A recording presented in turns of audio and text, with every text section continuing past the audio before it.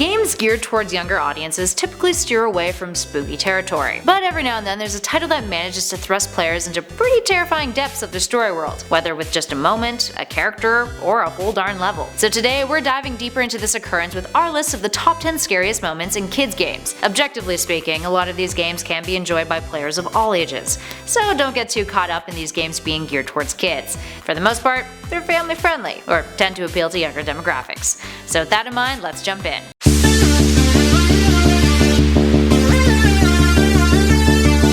At number 10, the piano from Super Mario. Big Boo's Haunt is one of the scariest levels in a Mario game. It first appeared in Super Mario 64 and then made a return in Super Mario DS. And in both games it was equally freaky, thanks to this big ol' fella, the haunted evil piano, that once you get near it will open up and attempt to eat you whole. The entire encounter is pretty jarring when you first enter the space, especially since the piano seems to be a regular piano, nicely lit by the moonlight pouring through the window above, but then it opens up its top, and it's got very sharp teeth.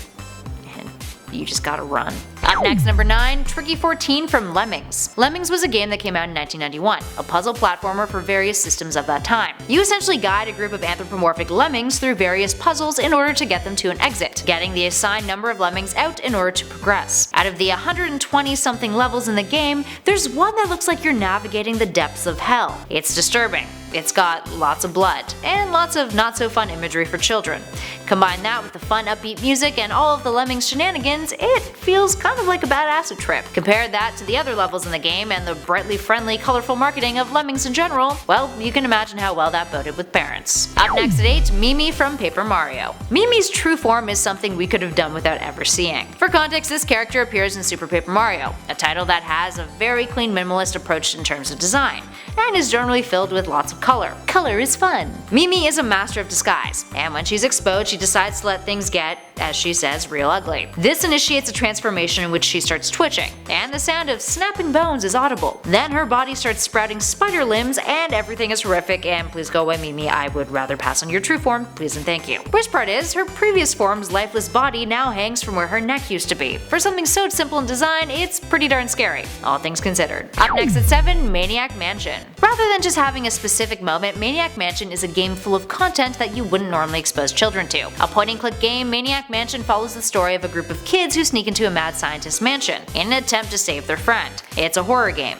but because it was made for the NES, it had to be simmered down a bit, with a lot of its initial content being removed or censored from the game's final release. But some disturbing stuff still made the cut. There's a character in the mansion, the son of the mad scientist, whose name is Weird Ed. You can either befriend him, or just go into his room and steal his hamster. From there, you can either return the hamster to Ed and apologize, or head on down to the kitchen and toss that hamster in the microwave. As you can imagine, Ed doesn't have the best of reactions, and neither did anyone playing the game. And at number 6, Sonic CD. While there are arguably a few moments throughout the history of Sonic games that are utterly terrifying, and even mildly disturbing, like Sonic's drowning animation, there's one particular aspect players of Sonic CD uncovered that gave many a Sonic fan the chills. Sonic CD had a bunch of hidden messages and screens, and this one in particular has gone down in history as the creepiest. This message though was unlockable by pressing down, down, down, left, right, A on the title screen, and then entering these numbers into the sound test: FM number 46, PCM number 12, and DA number 25. Then you press start. This would bring up a screen with a deformed looking Sonic and some spooky sounding music,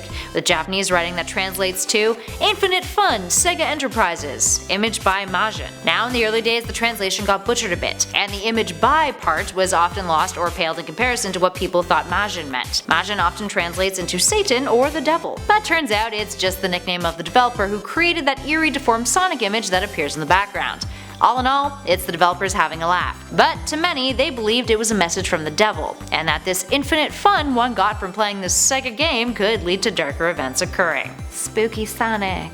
In at number 5, the Hell Valley Sky Trees from Super Mario Galaxy 2. This number is the subject of many a Mario creepypasta that has made the rounds on the interwebs. Known as the Hell Valley Sky Trees, these figures are an eerie texture that appears atop the hills in Shiverburn Galaxy. Initially it was believed that they were the remains of a Hell Valley galaxy that was meant to go into the final game, but was ultimately removed. Then in later Mario games, these figures, which are very much not trees, reappeared, specifically in Super Mario 3D Land in World 4-4. Here they stand at the back corner of the end of the level, and players claim that they can hear them scream. Regardless of what Nintendo was trying to achieve by having these creepy figures within the games, Who knows? But they've definitely not been the happiest sight for players to encounter. And at number 4, the Ghost Girl of Lumos City from Pokemon X and Y. For a long time, fans of Pokemon X and Y were baffled over the Ghost Girl who appears in the game in a building in Lumos City. Her presence was pretty haunting, and since at the time, for the most part, it was unexplained, a lot of players got freaked out by it. When you enter this specific building in Lumos City, the game's music will entirely stop.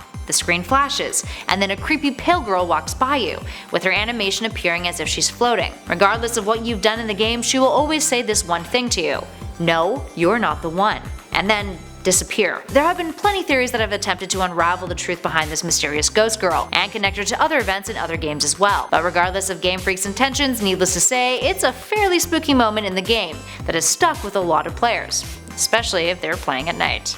And at 3, Gygus from Earthbound. Gygus is the main antagonist in Earthbound, and has gone down in the history books as being one of the most horrifying villains in the video game industry. The character is an evil alien, who is also known as the embodiment of evil and the universal cosmic destroyer. And oh boy, does it look exactly like that.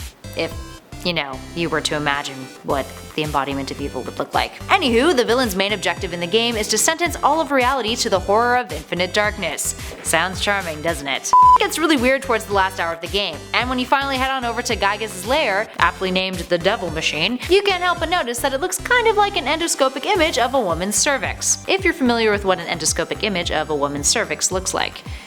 Well, now you are. Gygus, during your battle, gradually turns into something that looks like a weird repetitive fetus painting, which makes sense considering you basically have to travel back in time to a point when it was the weakest in order to defeat it.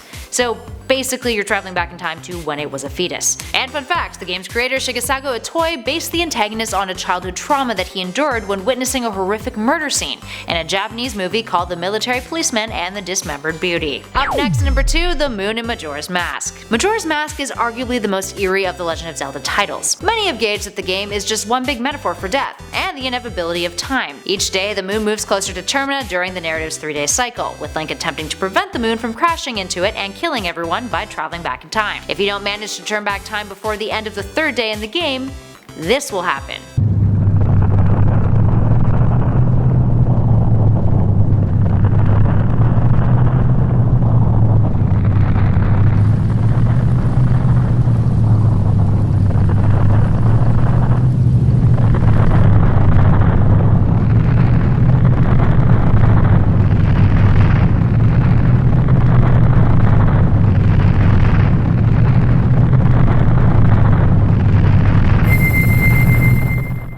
The moon crashes into Termina, and everything is utterly horrific. Also, just look at the moon in general.